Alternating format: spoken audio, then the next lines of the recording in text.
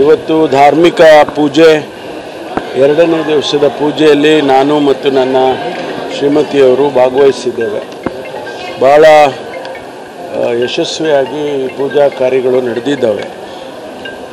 ನಮ್ಮ ಸಂಪ್ರದಾಯದಂತೆ ಪ್ರತಿ ದಿವಸ ಆ ದುರ್ಗೆಗೆ, ತಾಯಿಗೆ, ಚಾಮುಂಡೇಶ್ವರಿಗೆ, ಭುವನೇಶ್ವರಿಗೆ ನಾವು ವಿಧ ವಿಧವಾದ ಅಲಂಕಾರವನ್ನು ಮಾಡಿ ಪೂಜೆ ಮಾಡ್ತಕ್ಕಂಥದ್ದು ನಮ್ಮ ಸಂಪ್ರದಾಯ. ಹಾಗಾಗಿ ಇವತ್ತು ಎರಡನೇ ದಿವಸ ಅದೇ ರೀತಿ ಅಲಂಕಾರ ಮಾಡಿ ಇವತ್ತು ಪೂಜಾ ಕಾರ್ಯಗಳನ್ನು ಮಾಡಿದ್ದೇವೆ. ಆ ತಾಯಿ ಎಲ್ಲರಿಗೂ ಸದ್ಮಂಗಳವನ್ನು ಕೊಡಲಿ ಹಾಗೆ ಅಂತೇಳಿ ನಾನು ಕೂಡ ಪ್ರಾರ್ಥನೆಯನ್ನು ಸಲ್ಲಿಸಿದ್ದೇನೆ. ರಾಜ್ಯದಲ್ಲಿ ಸುಭಿಕ್ಷವಾಗಿ ಎಲ್ಲರಿಗೂ ಕೂಡ ಮಳೆ ಬೆಳೆ ಆಗಲಿ, ಜನರಿಗೆ ನೆಮ್ಮದಿ ಕೊಡಲಿ, ಮನಃಶಾಂತಿ ಕೊಡಲಿ ಅಂತ ಹೇಳಿ ನಾನು ಪ್ರಾರ್ಥನೆಯನ್ನು ಸಲ್ಲಿಸಿದ್ದೇನೆ. ನಿನ್ನೆ ದಿವಸ ಮೈಸೂರಿನಲ್ಲಿ ಶಾಸ್ತ್ರೋಕ್ತವಾಗಿ ಧಾರ್ಮಿಕ ಕಾರ್ಯಕ್ರಮಗಳು ಪ್ರಾರಂಭ ಆಗಿದೆ. ತಾಯಿ ಚಾಮುಂಡೇಶ್ವರಿಗೆ ನಮಗೆ ಸದ್ಮಂಗಳವನ್ನು ಕೊಡಿ ಇಡೀ ರಾಜ್ಯಕ್ಕೆ ಅಂತೇಳಿ ಮಾನ್ಯ ಮುಖ್ಯಮಂತ್ರಿಗಳು ಮತ್ತು ಬಾನು ಮುಷ್ತಾಕ್ ಅವರು ಉದ್ಘಾಟನೆಯನ್ನು ಮಾಡಿದ್ದಾರೆ.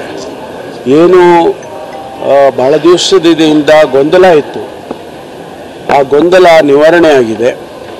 ಆ ತಾಯಿಗೆ ಬಾನು ಮುಷ್ತಾಕ್ ಅವರು ಪುಷ್ಪಾರ್ಚನೆ ಮಾಡೋದರ ಮೂಲಕ ಪ್ರಾರ್ಥನೆಯನ್ನು ಸಲ್ಲಿಸಿ ಪೂಜಾ ಕೆಲಸವನ್ನು ಮಾಡಿದ್ದಾರೆ. ಹಾಗಾಗಿ ಇವತ್ತು ಎಲ್ಲರಿಗೂ ದೇವರು ಎಲ್ಲರಿಗೂ ಸೇರುವಂಥದ್ದು ಮತ್ತು ದೇವರ ಆಶೀರ್ವಾದವು ಎಲ್ಲರಿಗೂ ಬೇಕಾಗಿರ್ತಕ್ಕಂಥದ್ದು. ಎಲ್ಲ ಧರ್ಮಗಳು ಅದನ್ನೇ ಕೇಳೋದು. ಯಾವುದೇ ಧರ್ಮದಲ್ಲಿದ್ದರೂ ಕೂಡ ನಮಗೆ ಒಳ್ಳೆಯದು ಮಾಡಿ ಅಂತ ನಾವು ಕೇಳ್ತೇವೆ ವಿನಃ ಕೆಟ್ಟದ್ದು ಮಾಡಿ ಅಂತ ಕೇಳೋದಿಲ್ಲ.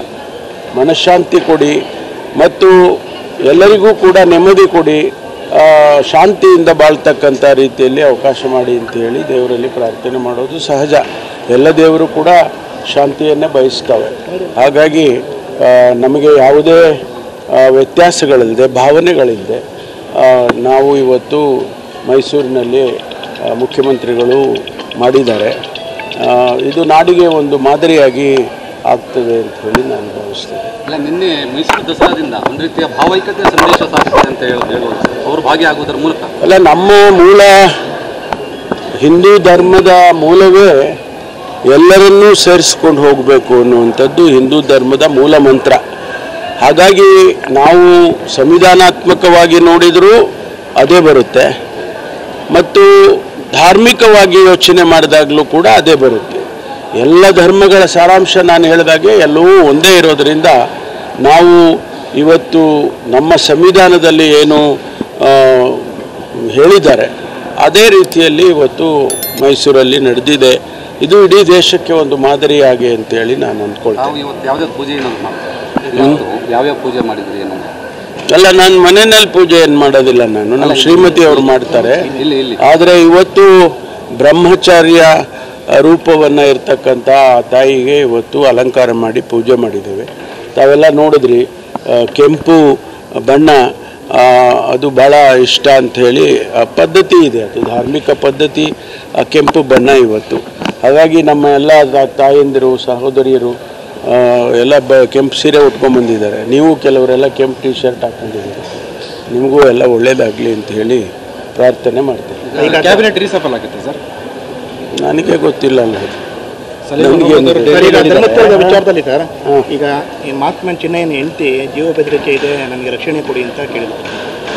ಆ ರೀತಿ ಏನಾದರೂ ಕಂಡು ಬಂದರೆ ರಕ್ಷಣೆ ಕೊಡ್ತೇವೆ, ರಕ್ಷಣೆ ಖಂಡಿತವಾಗಿ ಕೊಡ್ತೇವೆ. ಯಾಕಂದರೆ ಇದು ಭಾಳ ಒಂದು ದೊಡ್ಡ ತನಿಖೆ ನಡೀತಾ ಇರ್ತಕ್ಕಂಥ. ಹಾಗಾಗಿ ಯಾರಿಗೆ ತೊಂದರೆ ಆಗ್ತದೆ, ಸತ್ಯವನ್ನು ಒಳಗೆ ತರೋದಕ್ಕೆ ತೊಂದರೆ ಆಗ್ತದೆ ಅನ್ನೋರಿಗೆ ರಕ್ಷಣೆಯನ್ನು ಖಂಡಿತವಾಗಿ ಪೊಲೀಸ್ ಇಲಾಖೆ ಕೊಡುತ್ತೆ. CID ಕೊಡ್ತಾರೆ ಸರ್ಕಾರ, CBI ಕೊಡಬೇಕು ಅನ್ನೋದು ಗೊತ್ತಾಯಿತು. ಆ ರೀತಿ ಚರ್ಚೆ ಏನೂ ನಡೆದಿಲ್ಲ. ಗೊತ್ತಾದರೆ ನಿಮಗೆ ಫಸ್ಟ್ ಹೇಳೋದು. SITನೇ ಮುಂದುವರಿಯುತ್ತೆ ಸರ್? SIT ಮುಂದುವರಿತಾ ಇದೆಯಲ್ಲ. ಚಾರ್ಜ್ ಶೀಟ್ ಏನಾದರೂ ಇಲ್ಲ, ಆ ರೀತಿ ಏನು ಕಾಣಲಿಲ್ಲ. ಆ ರೀತಿ ಮಧ್ಯಂತರವಾದಂಥ ವರದಿ ಆಗಲಿ, ಚಾರ್ಜ್ ಶೀಟ್ ಆಗಲಿ ಏನು ಕಾಣಲಿಲ್ಲ. ಅದು ಆದಷ್ಟು ಬೇಗ ಮುಗಿಸಿ ಅಂತ ಹೇಳಿದ್ದೇವೆ. ಅದು ತನಿಖೆ ನಿರ್ದಿಷ್ಟವಾಗಿ ಇಷ್ಟೇ ದಿವಸದಲ್ಲಿ ಅಥವಾ ಹೀಗೆ ಮುಗಿಸ್ಬೇಕು ಅಂತ ಹೇಳಕ್ಕೆ ಬರೋದಿಲ್ಲ. ಅದನ್ನು ಆದರೂ ಕೂಡ ಏನೆಲ್ಲ ಪುರಾವೆಗಳು ಎವಿಡೆನ್ಸ್ಗಳು ಸಿಕ್ಕತ್ತೆ ಅದನ್ನು ನೋಡಿಕೊಂಡು ಬೇಗ ಮುಗಿಸ್ಕೊಡಿ ಅಂತ ಹೇಳಿದ್ದೇವೆ. ಈ ಜಾತಿ ಗಣತಿ ವಿಚಾರದಲ್ಲೂ ಕೂಡ ಸ್ಟೇ ತರಕ್ಕೆ ಹೋಗಿದ್ದಾರೆ. ಇವತ್ತೇನೋ ಅದೇ ಮಧ್ಯಂತರ ಆದೇಶ ಇದೆ ಅಂತ ಹೇಳ್ತಾರೆ. ಗೊತ್ತಿಲ್ಲ ನನಗೆ. ಸ್ಟೇ ಅಲ್ಲ, ಕೋರ್ಟಿಗೆ ಹೋಗಿರೋದು ಭಾಳ ಜನ ಕೋರ್ಟಿಗೆಲ್ಲ ಹೋಗಿದ್ದಾರೆ. ಆದರೆ ತೀರ್ಪು ಏನು ಬರುತ್ತೆ ಕಾಯ್ದು ನೋಡೋಣ. ಇವತ್ತು ಮಧ್ಯಂತರ ಆದೇಶ ಇದೆ ಅಂತ ಕಾಯ್ದು ನೋಡೋಣ.